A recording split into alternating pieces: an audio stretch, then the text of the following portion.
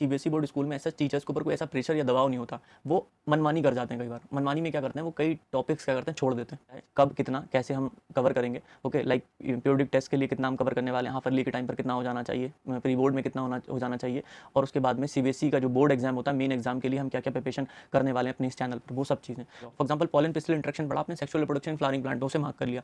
इस तरीके से डबल फर्टिलाइजेशन पढ़ा, मार्क कर लिया। एपोमिक्सिस पढ़ा, मार्क कर लिया। पार्थेनोकॉपी पढ़ा, मार्क कर लिया। नेक्स्ट 3 महीने अगस्त सितंबर तक आपका 50% सिलेबस कंप्लीट हो जाना चाहिए, तब आपका हाफ ईयरली होता है। 3 स्लॉट में बांटा आपका syllabus, slot 1, slot 2 and slot 3। जब आप प्रीवियस ईयर क्वेश्चंस लगाओगे तब आपको लगेगा यार चैप्टर में फलां टॉपिक इज वेरी इंपॉर्टेंट। अगस्त एंड सितंबर के टाइम पर तब हमारा हाफ ईयरली तक का 50% या मोर देन 50% भी कह सकते हैं, 13 चैप्टर्स हैं टोटल, और हमारा कहीं ना कहीं 7 चैप्टर हम यहाँ तक कंप्लीट कर रहे हैं। उसमें भी मेजर 2 चैप्टर्स प्रिंसिपल्स और मॉलिक्यूलर तो सबसे बड़े चैप्टर्स हैं पूरी बायो के, उन्हें भी कंप्लीट कर चुके होंगे हम। तो कहीं ना कहीं 60% सिलेबस आप अप्रॉक्स कंप्लीट कर चुके होंगे बिफोर हाफ ईयरली।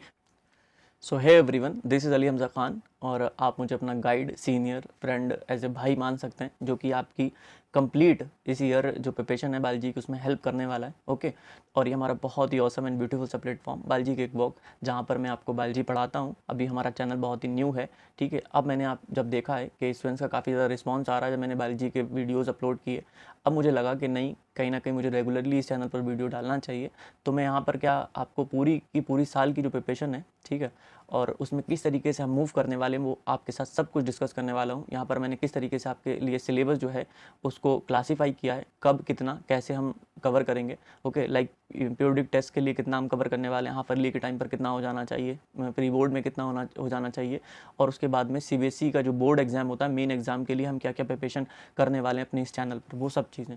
तो सबसे पहले अगर मेरी आप माने, ठीक है, एज ए सीनियर मैं आपको एक चीज़ बताना चाहूँगा, इस वक्त आपके पास क्या होना चाहिए, इस टाइम आपके पास ये सीबीएसई ने जो यहाँ पर प्रिंट आउट, बेसिकली जो सीबीएसई का सिलेबस है जो रिलीज़ किया उसका प्रिंट आउट निकलवा कर अपने पास रख लो, ठीक है, और या फिर अपने स्टडी टेबल के सामने चिपका लो, ओके। तो यहाँ पर क्या है, वो जो वेटेज था या जो हमारे यूनिट वाइज जो मार्क्स थे वो सेम है, उसमें कोई भी फर्क नहीं आया, ओके।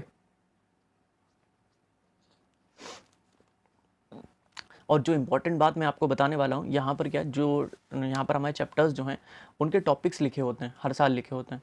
तो होता क्या है, हमारा जो स्कूल होते हैं सीबीएसई बोर्ड स्कूल में ऐसा टीचर्स के ऊपर कोई ऐसा प्रेशर या दबाव नहीं होता। वो मनमानी कर जाते हैं कई बार। मनमानी में क्या करते हैं, वो कई टॉपिक्स क्या करते हैं, छोड़ देते हैं, ठीक है। मैनेजमेंट का जब प्रेशर नहीं होता, वो देखते हैं यार सिलेबस तो हम ही को कंप्लीट करना है, विद इन टाइम करेंगे, कुछ चीज़ें छोड़ देते हैं बीच में।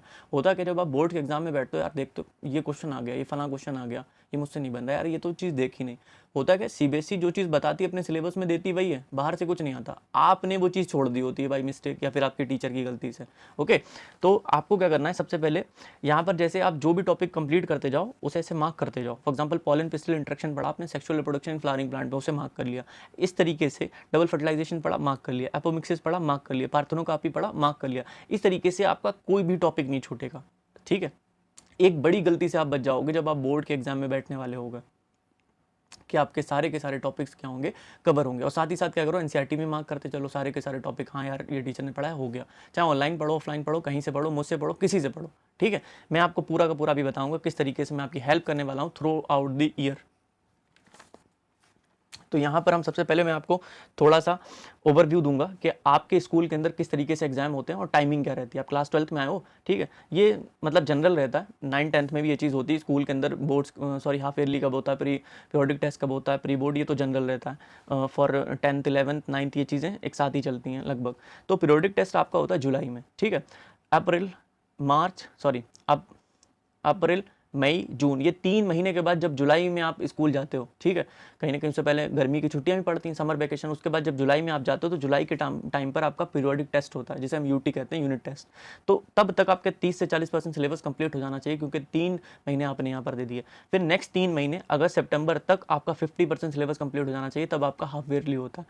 फिर नेक्स्ट 3 महीने में सब आपको यहाँ पर मैंने आपके लिए पूरा का पूरा प्लान जो है यहाँ पर, ठीक है, सब कुछ यहाँ पर मैंने आपके लिए क्या करा है, सिलेबस को बांट दिया है। आपको कुछ भी कठिनाई नहीं आने वाली है, ठीक है। नवंबर दिसंबर तक आपका 100% जब सिलेबस कंप्लीट हो जाएगा, फिर आता है फैब का, लाइक जैन फैब, और मार्च में ही हमारा बायो का एग्जाम होता है। इस बार 25 मार्च को था, उससे पहले 19 मार्च का था। तो आप क्या करो, आधा मार्च ले लो, जनवरी ले लो, फरवरी ले लो, और प्लस हमारा क्या करो, आधा मार्च। तो लगभग हमारे का 2.5 महीना आपके पास रहेगा। सैम्पल पेपर लगाओ, PYQs लगाओ, क्वेश्चंस लगाओ, ठीक है। तो इसमें क्या रहेगा, आपका कॉन्फिडेंस बहुत बूस्ट हो जाएगा, ठीक। तो अब मैं आपको यहाँ पर दिखाता हूँ कि मैंने किस तरीके से आपके लिए जो पूरा का पूरा सिलेबस है उसे क्लासीफाई किया है, उसे बांटा है, ठीक है, ताकि आपको पूरी की पूरी पिक्चर जो है वो क्लियर दिखाई देने लगे। ठीक, तो यहाँ पर हमने क्या करा, सबसे पहला 3 स्लॉट में बांटा आपका syllabus, slot 1, slot 2 and slot 3। तो स्लॉट 1 ऐसे बांटा है ताकि आपका पीरियोडिक टेस्ट जब स्कूल में हो लाइक जुलाई के टाइम पर, तो आपका उतना सिलेबस हो जाना चाहिए जितना मतलब आपका एग्जाम मांगता है, पीरियोडिक टेस्ट मांगता है, यूटी मांगता है स्कूल के अंदर। ठीक है, फिर हमने स्लॉट सेकेंड यहाँ पर लिया है। ठीक, स्लॉट सेकंड मैं आपको अभी डिटेल में बताऊंगा। ओके, तो स्लॉट सेकंड में इतना कर लेंगे हम, हाफ ईयरली तक का निपट जाए। एंड स्लॉट थर्ड हमारा क्या रहेगा, प्री बोर्ड तक का, उसके बाद हम प्रैक्टिस करेंगे। तो स्लॉट 1 में आपको क्या करना है, अप्रैल मई जून आपके पास 3 महीने होंगे। कितने महीने, 3 महीने। तो सबसे पहले सेक्सुअल रिप्रोडक्शन फ्लावरिंग प्लांट से हम चलेंगे। ओके, हम क्या करने वाले हैं, लेक्चर्स वाइज मूव करेंगे और बहुत ही सही से डिटेल तरीके से एनसीईआरटी पढ़ेंगे। आउट ऑफ एनसीईआरटी में आपसे प्रॉमिस करता हूँ एक क्वेश्चन नहीं होने वाला। ओके, अगर आउट ऑफ एनसीईआरटी मैंने एक भी चीज़ पढ़ाई, एक क्वेश्चन आपसे कराया, आप कमेंट बॉक्स में कह सकते हैं भाई ये चीज़ एक्स्ट्रा आपने पढ़ाई। ओके, मैं ऐसा नहीं करने वाला हूँ। ओके, सिर्फ और सिर्फ एनसीईआरटी पे स्टिक रहेंगे और बोर्ड्स के हिसाब से चीज़ें मैं आपको पढ़ाऊंगा, इजी करके पढ़ाऊंगा और आपको डायग्रामेटिकली चीज़ें पढ़ाऊंगा, थ्योरेटिकल तरीके से नहीं पढ़ाऊंगा। ओके, तो होने क्या वाला, सेक्सुअल रिप्रोडक्शन फ्लावरिंग प्लांट्स के हम लेक्चर्स देखेंगे और लेक्चर्स के अंदर भी मैं आपके लिए क्या करूँगा, पीवाईक्यूज ऐड करता जाऊँगा। फॉर एग्जाम्पल हमने कोई टॉपिक पढ़ा, जैसे हमने पढ़ा मेल गेमेटोफाइट, लाइक हमारा पॉलन ग्रेन, तो पॉलन ग्रेन से रिलेटेड जितने भी पीवाईक्यूज हैं, ओके, एनसीईआरटी बेस्ड क्वेश्चंस है, मैंने वहां पर आपको बताऊंगा। इससे आपको आइडिया लग जाएगा हाँ यार इस टॉपिक से क्वेश्चंस कैसे बनते हैं। ठीक, ऐसे नेक्स्ट टॉपिक उठाएंगे फिर क्वेश्चंस बनाएंगे। तो ये तो हमारा लेक्चर के अंदर रहेगा। लेक्चर जब हमारा कंप्लीट हो जाएगा, जब हमारा चैप्टर कंप्लीट हो जाएगा, तब हम we will move towards our questions. तो क्वेश्चंस में क्या करेंगे, एमसीक्यूज एंड सब्जेक्टिव दोनों तरह के हम क्वेश्चन करने वाले हैं, जो कि हमारे पीवाईक्यूज ही रहेंगे, प्रीवियस ईयर क्वेश्चन। जब आप प्रीवियस ईयर क्वेश्चन लगाओगे तब आपको लगेगा यार चैप्टर में फलां टॉपिक इज वेरी इंपॉर्टेंट। समझ रहे हो, हर टॉपिक इंपॉर्टेंट नहीं होता।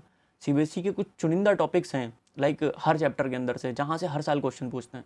लाइक पॉलन ग्रेन हमारी है, ओके, इंटाइन एक्साइन इसके अराउंड, स्पोरोपोलिन के अराउंड, ओके, और यहाँ पर बहुत सारे टॉपिक्स हैं। जब मैं आपको चैप्टर पढ़ाऊंगा तो क्या करूँगा, सबसे पहले मैं आपको क्या बताऊँगा कि इस चैप्टर के अंदर ये टॉपिक इज़ वेरी इंपॉर्टेंट, तो इसको आप मार्क कर लो, इसको हाईलाइट कर लो, इस पर नोट लगा लो 2000 का, इस पे क्वेश्चन आने ही वाला है। तो इस तरीके से मूव करेंगे। देन हमारा ह्यूमन रिप्रोडक्शन अप्रोच वही रहने वाली है, प्लस क्वेश्चंस में एमसीक्यूज सब्जेक्टिव रहेंगे क्या, पीवाईक्यूज, फिर रिप्रोडक्टिव हेल्थ वही, फिर हमारा principle. 2 chapter is heart of biology, जो हमारे जेनेटिक्स के 2 चैप्टर हैं वो वेरी इंपॉर्टेंट, बहुत इंपॉर्टेंट है, और मैं हर कोशिश करूंगा आपके लिए उन चैप्टर्स को ईजी बना दूं। पिछले जो लेक्चर्स हैं मैंने जो क्वेश्चंस अपलोड किए थे चीज़ों को समझाते हुए, ओके।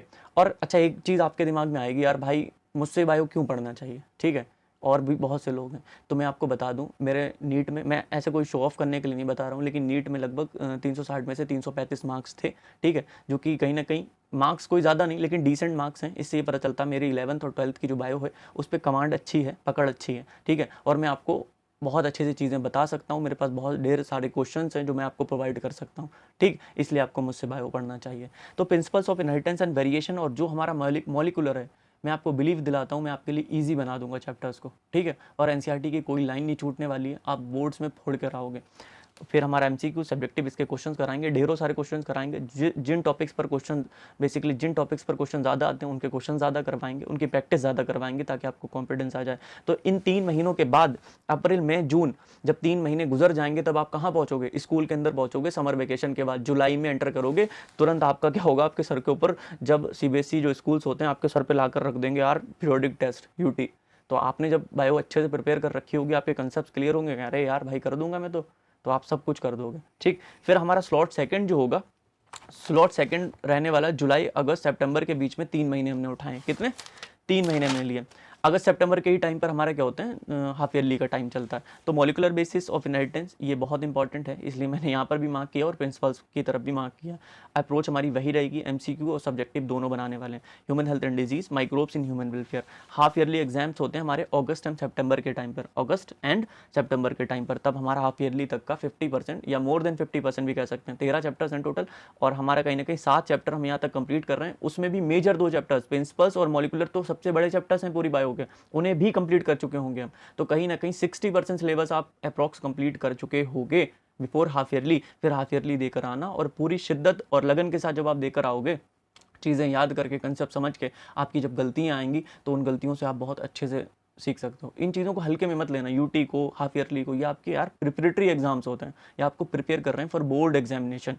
अब हमारा स्लॉट थर्ड जो रहेगा अक्टूबर नवंबर दिसंबर, 3 महीने तक हम क्या करेंगे, बाकी के सारे जो चैप्टर्स रहेंगे, बायोटेक के दोनों चैप्टर हमारे principles and application, organism and population, ecosystem, biodiversity and conservation, ये सारे के सारे कंप्लीट कर लेंगे विद क्वेश्चंस विद PYQs। ठीक है, अब क्या होगा, प्री बोर्ड हमारा आ जाएगा अगस्त, यहाँ पर नवंबर दिसंबर टाइम पर हमारा क्या रहेगा, प्री बोर्ड जब आ जाएगा तो हमारा सिलेबस 100% कंप्लीट हो चुका होगा।